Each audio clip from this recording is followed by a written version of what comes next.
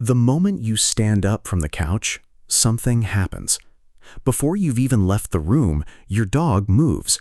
Not to the floor, not to their bed, directly into the warm space you just left behind. Millions of dog owners have watched this happen night after night and laughed it off as a quirky habit, a funny little theft, maybe even a joke between species. But what if it isn't a joke at all? What if this single, ordinary behavior is one of the clearest windows we have into the inner world of a dog's mind? Why does a dog want your spot specifically, not just any warm cushion in the house? And the answer, as we'll see, reaches back through 10,000 years of evolution, into the chemistry of stress hormones, and into a debate that quietly split the world of dog behavior science in two. Some of what we're about to uncover will explain things you've seen in your own home 100 times without ever questioning them.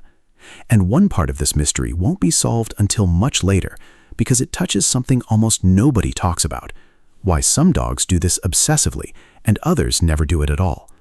For decades, the explanation most people repeated wasn't really an explanation. It was a guess dressed up as fact. The idea that a dog taking your chair was making a play for status, claiming a throne, testing the hierarchy, asserting control over the household. This idea came from a flawed 1970s study of captive, unrelated wolves forced together in an enclosure, animals with no real family bonds, behaving nothing like wild wolf packs, which are simply families led by parents, not rivals fighting for a crown. That research has since been heavily revised by the very scientists who once supported it. And yet the dominance idea spread through dog training culture for generations, shaping how millions of people interpreted their pets. Here's the strange part. When researchers actually tested whether resource-claiming behavior in dogs correlated with anything like social rank, the results didn't hold up. So if it isn't about status, what is it about? The answer starts somewhere unexpected: your scent. A dog's olfactory system is almost incomprehensibly more sensitive than ours. Some estimates suggest tens of thousands of times more receptive to certain odor compounds. Where we smell a room, a dog smells layers: who sat where, how long ago, what emotional state that person may have been in, based on subtle shifts in the chemical signature of sweat and breath. When you stand up, you leave behind a concentrated cloud of you. And brain imaging studies on dogs, using awake, unsedated animals trained to lie still in MRI scanners, have shown something remarkable. The scent of a familiar human activates the canine caudate nucleus, a brain region linked to reward and positive anticipation, more strongly than almost any other smell, including food. Your seat isn't just warm, it's saturated with the single most rewarding scent in your dog's entire world. And this is where the story could have ended, a simple case of comfort seeking. But it doesn't end there, because scientists studying attachment in dogs noticed something odd. Dogs don't just seek out any place you've been. They show a strong preference for spaces tied to your most recent, most emotionally significant presence: the chair you sit in to comfort them, the side of the bed where you sleep, the spot where you said goodbye before leaving for work. This isn't random sense-seeking. If that phrase sounds familiar, it should. It's the same language developmental psychologists use to describe a toddler clutching a parent's worn t-shirt, or a child sleeping with a blanket that still smells like home.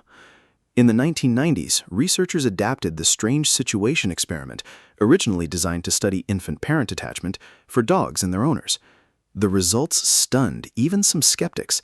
Dogs displayed the same core attachment patterns as human children: distress when the attachment figure leaves, relief and active seeking behavior upon return, a measurable preference for proximity to that one specific person, even in a room full of friendly strangers.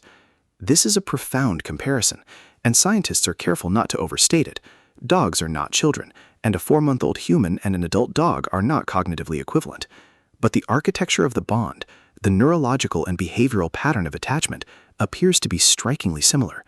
And under that lens, taking your seat stops looking like a power move. It starts looking like a coping mechanism.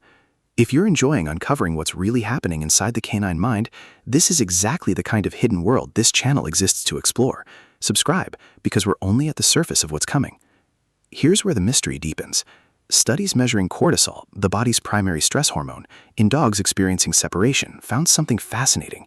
access to an owner's worn, unwashed clothing measurably reduced stress-related behaviors and vocalizations compared to a neutral object or no object at all. In other words, your scent isn't just pleasant to your dog.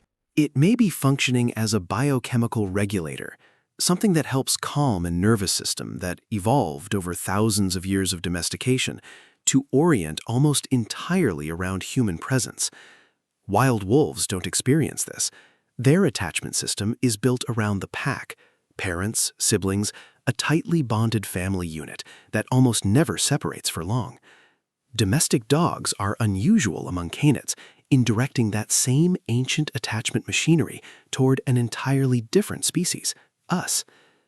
Taking your seat may be the closest substitute available when the real thing, you, has just walked away. And this is the moment where, personally, I find this almost impossible not to feel something about. An animal shaped by 10,000 years of life alongside humans, quietly using the residue of our presence to soothe itself in our absence. But not every dog does this, and that's the mystery that remains. Some dogs show this behavior intensely. Others, even within the same household, seem entirely indifferent to it.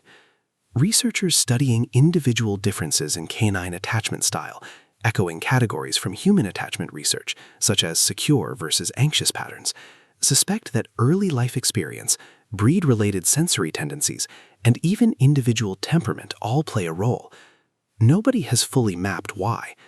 It remains one of the open questions in this field, and scientists are honest about that uncertainty rather than pretending it's solved. So the next time your dog slides into your seat the second you stand up, consider what might actually be happening. Not a challenge, not a power play, possibly something closer to a quiet act of self-soothing.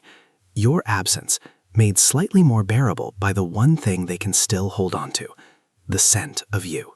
And if a behavior this small can reveal an emotional architecture this complex, what else have we been misreading all along?